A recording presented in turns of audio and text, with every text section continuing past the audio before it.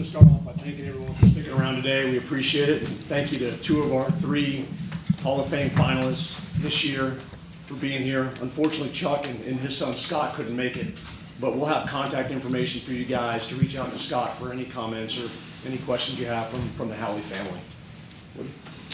Yeah, I know me and D. Ware just understanding the sensitivity of what's gone and taking place with Damar Hamlin over, the last few days. We just wanted to recognize and send our prayers up to Damar Hamlin himself, his family, and just have a perspective of, we're very casual. We always hear those words that, we're praying for you. But in my mind, I just, speaking for both of us is, let's be intentional about this. Just saying the word casually that we're praying for you is just one thing, but actually being on your knees and praying for this young man, this really rattled me. And I've been playing this game for 20 some years. As a kid, I started at 7 years old.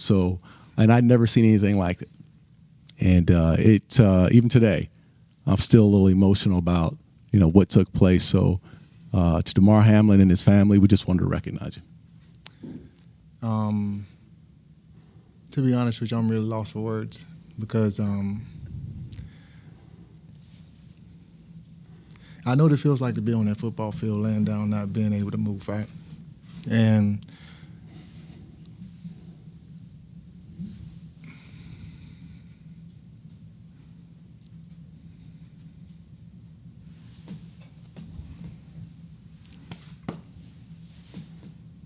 so when Darren says, I'm praying for you, we really are praying for you, right? We are here saying that we appreciate all of you. We couldn't have done it without you, and we have seen that we don't do this in isolation. And we see that how things can be so impactful, but the people or someone making that split decision can save a life, right? And I know that this right here is to talk about us, but this is an opportunity to talk about us. Not just us two, but the players in general. And this is a great opportunity for us to say we are grateful, we are thankful for the many years that we got to play football and have the opportunity to have a life-changing opportunity from a resume that we said that we wanted to etch our names in the star of the Dallas Cowboys, and we're there at that next step. So I don't want to, we don't have to talk too much, but we will open it up for questions and, get those questions answered. But we're just saying that all of us are here, and we're using this as a platform to say we are praying for you, and hope that you get well soon. So questions. Yeah. Darren, David Moore, Dallas Morning News, and also DeMarcus.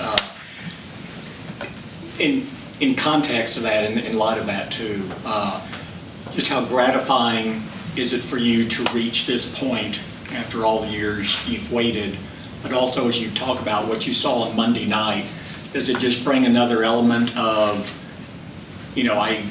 my longevity and I accomplished more than maybe even I took for granted to reach to this point to where I can be considered for this honor?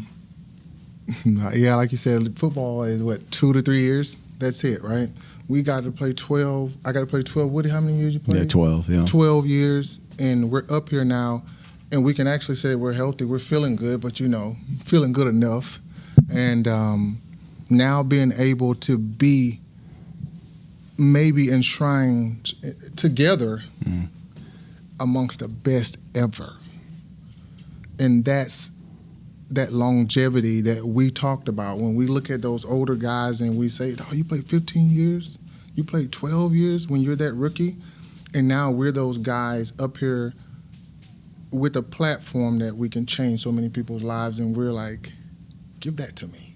Yeah. Give me that yellow jacket so I can do something with it. Not just say that, oh, I got a yellow jacket, I got an accomplishment. No. Like, give me that yellow jacket so I can do something with it. Well, look, let me say this.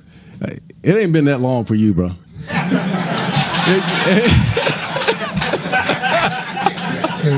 You should have went in last year, first time. So that question, David, was meant for me. Right. Yeah, it's been a long time, and it's look, I didn't play this game for recognition, but I did play the game. I wanted to play the game at a high level for my teammates. I wanted to play at a high level to win championships. Didn't care about the individual honors at the time. But in the end, when you put in that type of work, and I'm a business owner, my office is right upstairs here on the 3rd floor.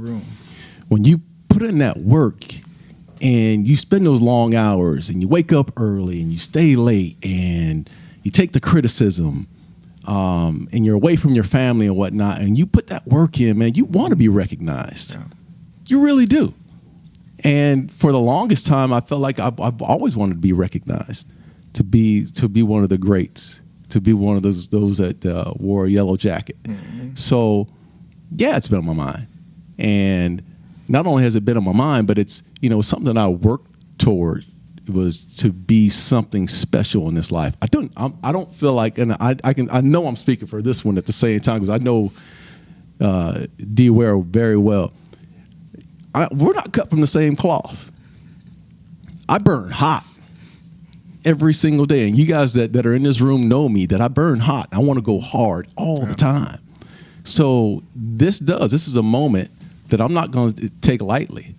And I'm appreciative to be here, but at the same time, the only reason I'm here is because I was a captain of a defense that was a damn good defense in the early 90s. And I'm just a cog within that defense. I mean, there's so many great players that I played with, and that's the reason why I'm standing here today. And I want to ask both of you a question, but Woody, we texted a little bit last night, and you weren't paying attention. No. And had you given up hope to a certain extent, or No. were you trying to avoid it? What was? I guess. Look, again, I've gone through this. I've heard about the show a number of times, and the Gold Jacket Hall of Fame show on NFL Network, and I think I watched it early on in my career, or after I got done playing when I was eligible, and that my name never came up. So I just got to a point where I was like, I'm not watching this. I'm just not. I mean, it's just honestly, it's been years. So I was with the family yesterday. Actually, I was working in the office. I was with my wife and my son, and I was working in the office, and then you pinged me. And you were the first one. And back, you spoke it into existence. You said, I'm going to speak it into existence. But no, I wasn't paying attention at the time. And DeMarcus, how long did it take you to move on from last year's disappointment? I think we don't ever move on from disappointments. Either you use that disappointment to just put you in a bigger hole, or, and I know that I can talk to Woody, you use those disappointments to sort of use the analogy of if you shake a Coke bottle up and you open it up, I use that, right, for something more positive. And that's why I'm still here right now. It's one of those things where people say you smile all the time. I smile through the disappointments. I smile through everything. But at the end of the day, I'm a firecracker. Just like he said, I'm always hot. So the disappointment is always there, but it just makes me want to do more, want to do better in something, when whatever that is. And you know what, the opportunity is back here knocking at the door again to maybe be able to do that. Darren, this is for you. Nick Eatman, DallasCowboys.com. Not everybody gets to have a full circle moment in their life. You growing up, obviously in Arizona, getting the chance to go back when that happens. I mean, I know you don't know how you're going to feel, but can you just talk about what do you think it's going to be like just to go back to that area for a moment like this? It's going to be special. I won a Super Bowl. Not only did I play in the Valley at Arizona State, but then I went back in '95 and played a long time ago. A long time ago.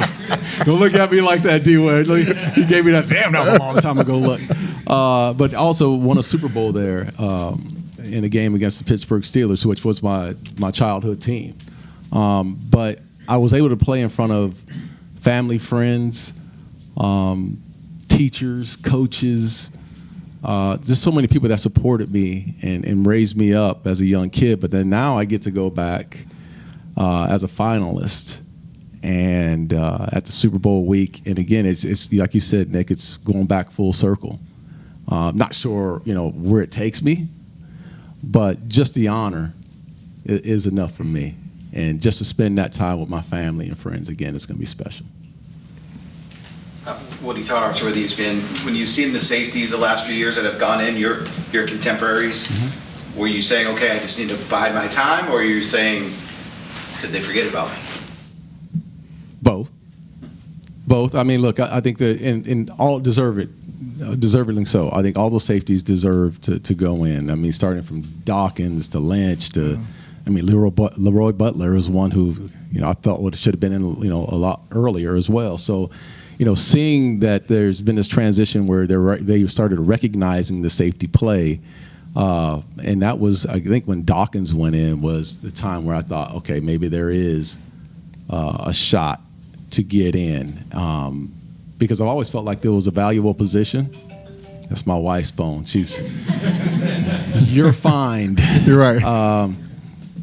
But I always felt like it was a valuable position, and I just didn't think the league recognized it as such. But now I think we're seeing, as a whole, and names like Ed Reed and Troy Polamalu, we started seeing those guys go in too. But I just felt like people are really starting to appreciate the position.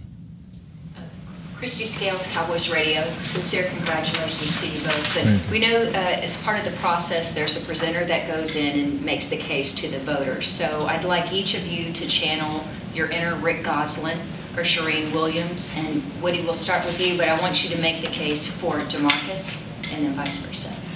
Look, when I retired, DeMarcus came in. He came in like a 2 years, I think, 2 or 3 years afterwards. And I remember watching him, and not only when Ware got drafted, Bill Parcells actually called me and told me, about this kid. He said, "Man, you got to come see this kid. He's different. He could have played in any era." And I was like, "He's a rookie. What are you talking about, coach?" And he's like, "No, man, he's different. Come out and watch him." And I remember coming out to training camp and watching pass rush, and he was right. He was just a different guy. He was built different. He had different energy about him. He had a smile. He loved playing the game, and you don't see a little bit of all that. You don't see the athleticism. You don't see the energy. You don't see all the smile and the charisma and all. And Ware had all that. He had all those attributes about him that were positive attributes. And I fundamentally, when I looked at him, I thought this kid could have played at any era. He would have definitely played on our Super Bowl championship team. He would have gave Charles that R94 hell back then. But he's been a special player. He's always had that it factor, and should have been a first ballot Hall of Famer last year, hands down. Hands down. That wasn't even a question in my mind. I just thought he always played at a high level. Always gave this team a chance to win games, and he always had that sack when you needed that sack. Yeah. So that's Ware. Well, how am I going to follow that? I remember when I first came into the league, I heard about Roy Williams. How Roy Williams was the big hitter, right? Big time player, and I'm like, man, he's a phenomenal player. I want to etch my name in stone of the Dallas Cowboys. And I remember Charles Haley came to me one day, and he was like, "What? Charles, he's a young boy. Have you seen the guy that came before him?" He was talking about Darren Woodson. And I started looking up tape, and I was just like, wait a minute. how can he be better than Roy Williams? That's my thought. And I started going through and tallying things up, and sometimes that's usually the best thing you can do on black and white paper. I started looking at the championships. I only got one, but it took me 12 years. You got 3. And then I started thinking about how many years was he a captain? I think he was a captain almost every year, 11 years, counting. And then I kept going over how many tackles a free safety should have. Maybe 80. It's one of those things where if you average 10 tackles a game, you're a baller, right? But for you to be able to transition from, I would say, the defensive backfield to the front 7 and make plays and smile about it, as a player now, that's where I got my demeanor from. He didn't know. He doesn't know that. It was the quiet before the storm, the quiet time before the storm, but it was the sun that shined every day. No matter what situation he was in, no matter what, he always came out, as they say, I'm not going to say it, but to lay the hammer down. All right? So when you have a free safety that is the captain of the team, usually it's the linebacker because they call majority of the plays. But when they say a free safety is a captain of the team, they're probably orchestrating everything for everybody, seeing the whole field. That's what free safeties are. That's what they do. So when you have a game changer that can see the whole field from every angle, they can lead everybody on the team, that can make every tackle that is missed by everybody else, that's when you know you have a player that's not just about himself, but a player that if you mess up, I got you. You didn't get that sack? Oh, I got you. I get that sack, Charles. Oh, did you miss that tackle? I got you there too. So being able to have a guy like that is amazing, but also a champion. The true testament of a player, to me, is how many championships that they've won, because it's not about how good the players are on the team. It's how they lead the players on the team. The leadership, the intangible that you cannot find in 90% of players. That's why he had that C on his chest. So to that, I will be putting Darren Woodson in the Hall of Fame this year. And, well, thank you. Yeah, I'm telling you that right now. And, so that's my guy. Gentlemen, Patrick Walker, DallasCowboys.com. I'll present this question to both of you because it applies to both of you. So first of all, congratulations. Well deserved, obviously. You both have been as incomparable on the field of play as you were and continue to be off the field. Professionalism, philanthropy. Talk about how important it is for you guys to continue to be an ambassador of the game, both on and off the field, whether it be teaching guys how to find greatness between the lines, but also how to carry themselves outside of the Man, that's a great, Patrick. That's a great question because life is about transitions, and for me, it was from going from high school to going into college and being what we call a Prop 48. I had to sit out my first year because my grades weren't good enough. Went through the humiliation of that. Ended up playing for 3 or 4 years, so 4 years in college at Arizona State, making the transition to the league, which I was a linebacker in college, and then transitioned to safety / nickelback / cornerback / linebacker. And then transitioning out of that and going into the ESPN as a broadcaster, and then again transitioning into being a partner in a real estate firm. Like, I've had so many transitions in my life, and through those, there's some wins and losses. You take it on the chin in a lot of situations, but what's really the thought process is that you're going to get knocked on your ass.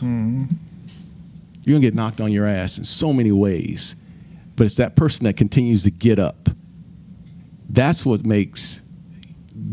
made me special throughout the years, is just understanding this, that I just had that oomph to get up after those losses. So it's going from transition to transition to transition, and also having all these networks and all these relationships that have allowed me to be out into the community, get out in the community. I'll tell you one of the things that's really helped me as being a Dallas Cowboy is, again, talking through those transitions, but also having Charlotte Jones, the Jones family, be so involved in the community and help me through processes and getting to know people while I was here with the Dallas Cowboys. That is one of the things that's really helped me. So when I watch and see these young kids out here playing today, what I'm always trying to get them to do is go out and network while they're hot. This is the time to go out and network. You can't be isolated in these times, because right now is when they are the hottest they can ever be. This man right here, when he was playing, he wasn't in a closed door where you couldn't get to him. He was out trying to network and do business.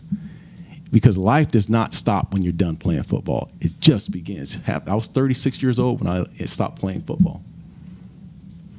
And then life began after that. And for me, it's just, you just get up every day, take your lumps, and keep on growing. For me, I always think about the story of Jesus Christ. It's a story that everybody knows about, and when you hear it so many times, you start to believe it, right? It started to be embedded in your life. And I think that all of us are a type of story, a story that somebody can connect to in some type of way. And in our stories, and a lot of the football players' stories, we come from a 800 square foot apartment, no money, and by 13, you're either cutting grass, you're paying bills for your mom. You are the dad at 13 because your dad's not there. So now God gives you a platform to let your story live. So now you can connect, just like God connects with all of us in some type of way, to keep that story moving. So that's like, to me, that transition. Mm-hmm. Each time I transitioned, I tried to harbor that story that somebody listening to me and somebody's gonna believe it. And it's gonna propel them to do something even bigger than themselves. So that's why I get into the community. When I talk to those kids, I tell them stories. I tell them stories about things that happened in the locker room, tell them about Woody, talking about, Charles Haley, Tony Romo. They hear those stories. Because for me, I heard one story. I was at the Boys and Girls Club. Bo Jackson came in there. I didn't want to play football. I played baseball. I played baseball because I knew my family loved football. That's how they showed love. This is me, just long story short. Bo Jackson came in there and he said, you know what?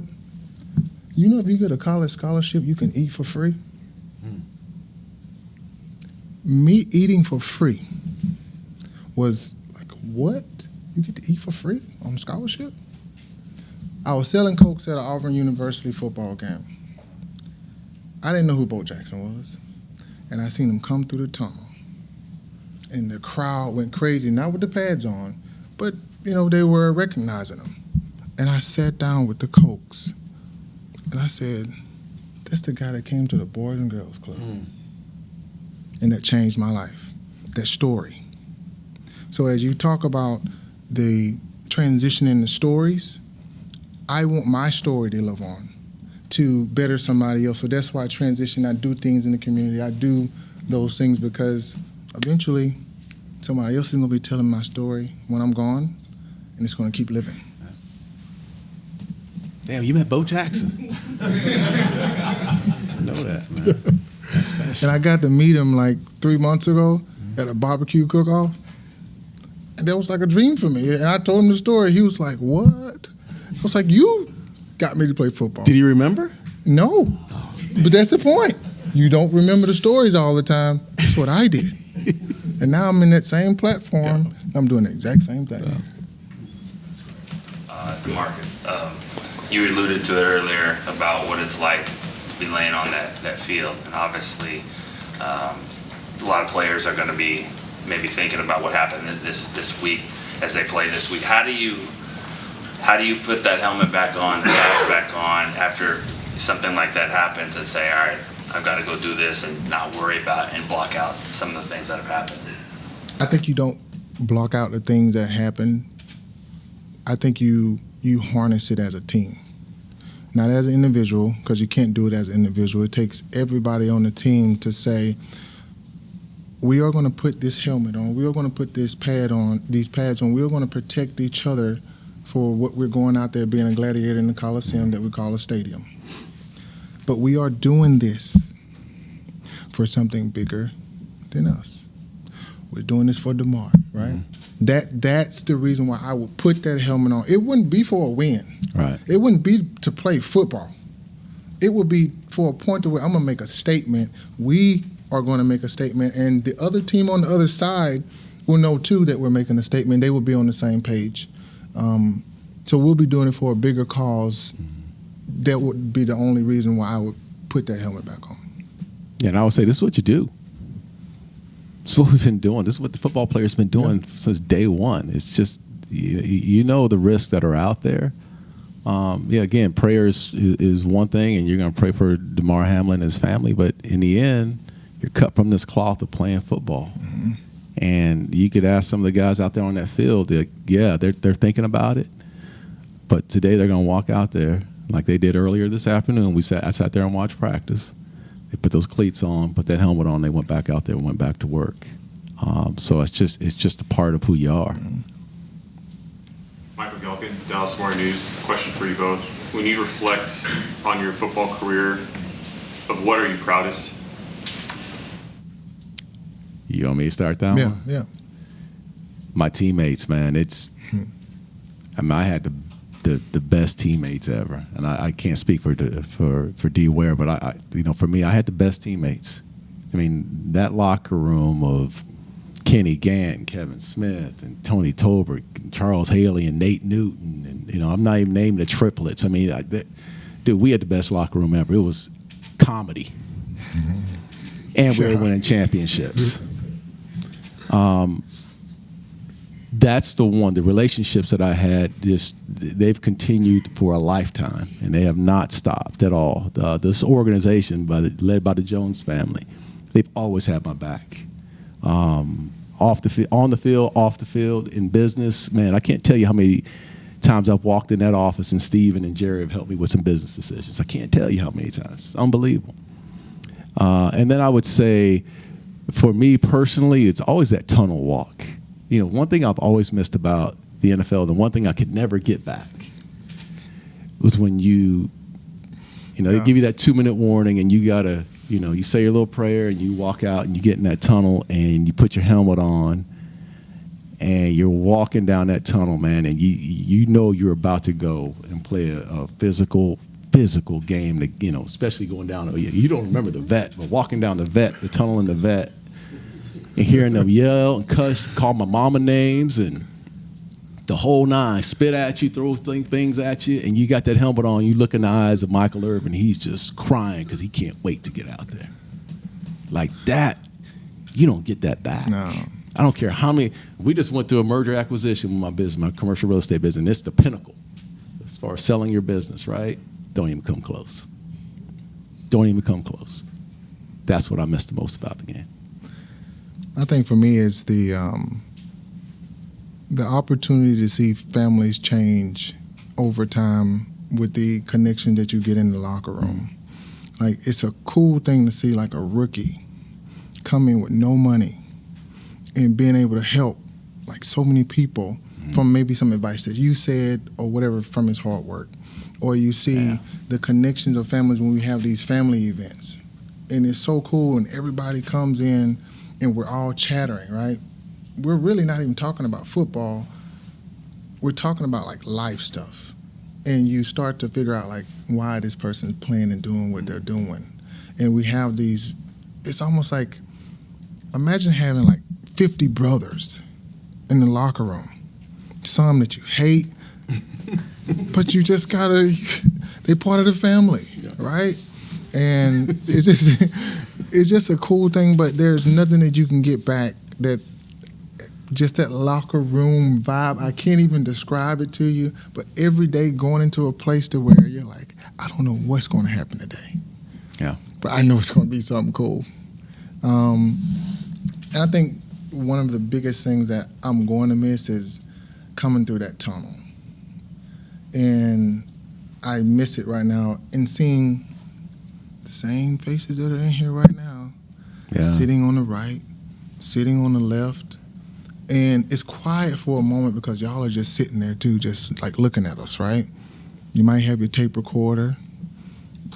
Arch always have his glasses up high. I mean, I know some of y'all tendencies. I study y'all too, right? But it's one of those things where when you know and you look through that tunnel and you see all your boys there, everybody you've been in the locker room with, and you're walking. You know, the crowd, you didn't hear that. Yeah. But you see your boys just leaning left and right, ready, right? And then you get out there and you walk. I mean, I'm getting chills right now. And I know when I do that Hulk smash, the fire and the blaze is going to go up and the whole stadium's going to erupt. And that's when I'm like, oh, it's game time. Like all the guys are ready. That you will never get that feeling again. You can ride a Six Flags roller coaster ride all you want to. It's not the same. So I'm going to really miss that. Yeah. We'll do Jeff, Todd, and then we'll finish with Kyle. Jeff Cole with Fox Sports. Congrats to you both. Each year we see how emotional it is when people get that call or find out that they're going to the Hall of Fame. What do you think that moment would be like for you, and what would those emotions represent? Right. I don't know. It's one of those things where when people ask you, are you going to cry when you get married? Are you going to cry when the baby come out?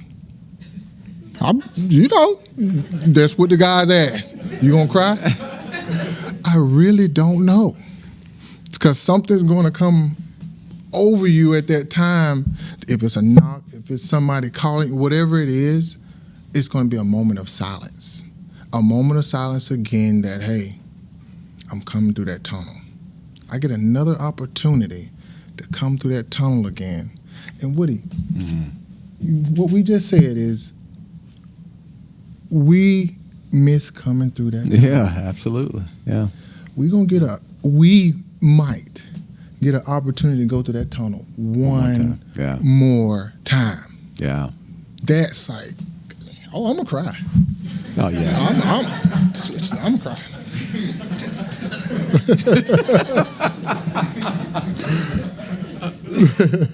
You know damn well I'm gonna cry.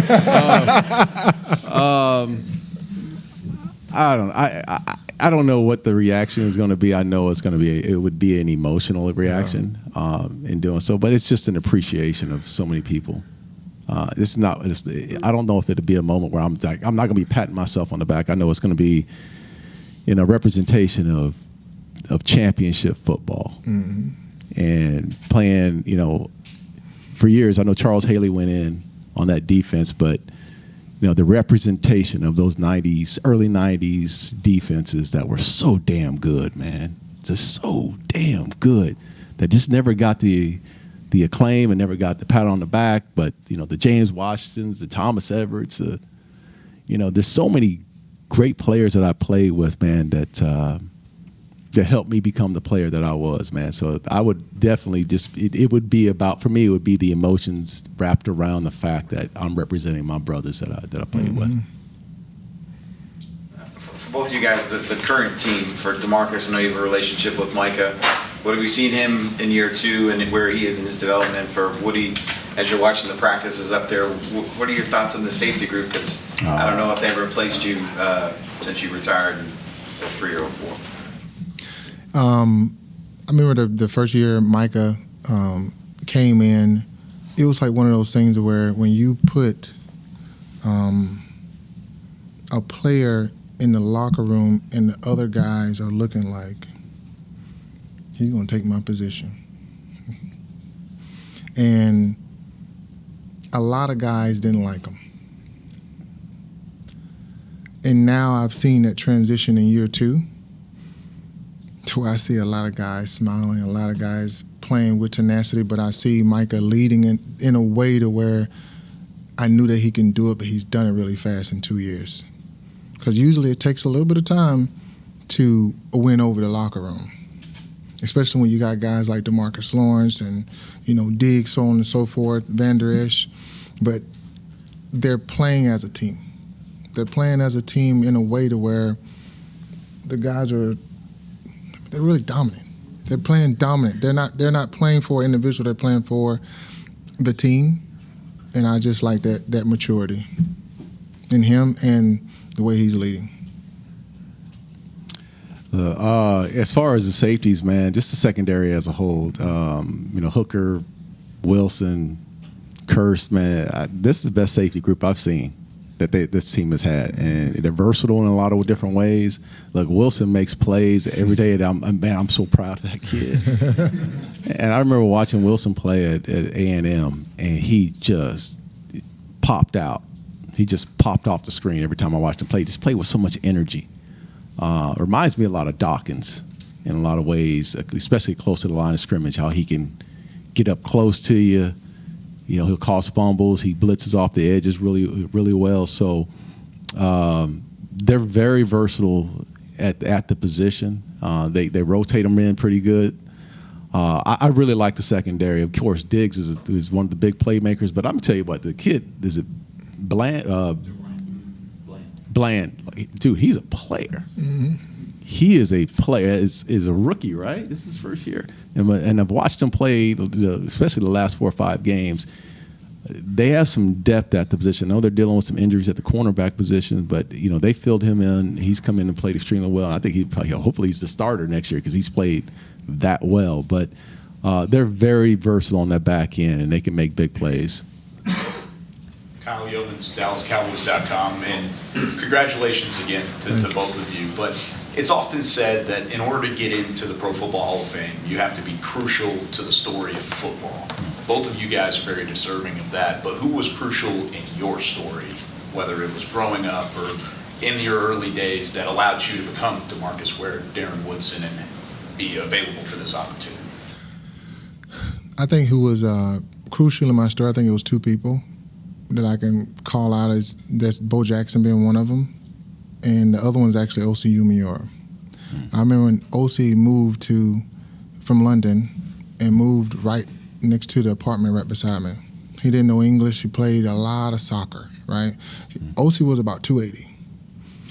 And I remember O.C. started playing football, blew his knee out, and he lost a lot of weight and became a pass rusher. And this was before he got a scholarship to Troy. And 4 other guys were down there, and he was telling Tracy Rocker at the time, which is a phenomenal defensive lineman coach. He said, "Hey Tracy, DeMarcus, you should go down there and look for him. Give him a scholarship." I remember Tracy Rocker came in detention when I was in detention. All right, and OC showed up too at the same time, and I'm looking like. He said, "If you get out of detention, I give you a scholarship." And I saw OC. Somebody that, showed a little bit how to play football, like a brother to me, right? And then, guess what? Get me a scholarship. And I remember one day he said, "You know what? It was about 1 o'clock at night, and this is what changed my life. This is the stupidest story, I feel like. 1 o'clock in the morning, I was studying, and he said, "Hey, come outside." And I remember walking downstairs, and I remember seeing this Mercedes S600 come with the bubble eyes, with the 26s on it, pull up. I got in the car. He said, "You want this?" And I looked at him. He said, "You're better than me. If you want this, you can go and get it. But it's going to be on you, and I'll help push you through it." And I'm looking like, whatever. I mean, look now. I mean, it's one of those things where, like OC, that's my dude, and Bo Jackson. He's not my dude, but he did, help me along the way. You know what I'm saying? but just it's one of those things. Those 2 guys are pivotal. My mother, hands down, they ain't close. she was my idol. I grew up, I was an inner city kid, project kid, and moved to the west side of Phoenix. And my mom was a single mom, raised 4 kids. I didn't have a father figure in my life. Got up every morning at 5:30, went to her first job until 5 o'clock, got off that job, went off to her second job, got home about 11:30 every day. And she was fire. No. She inspired me in so many ways.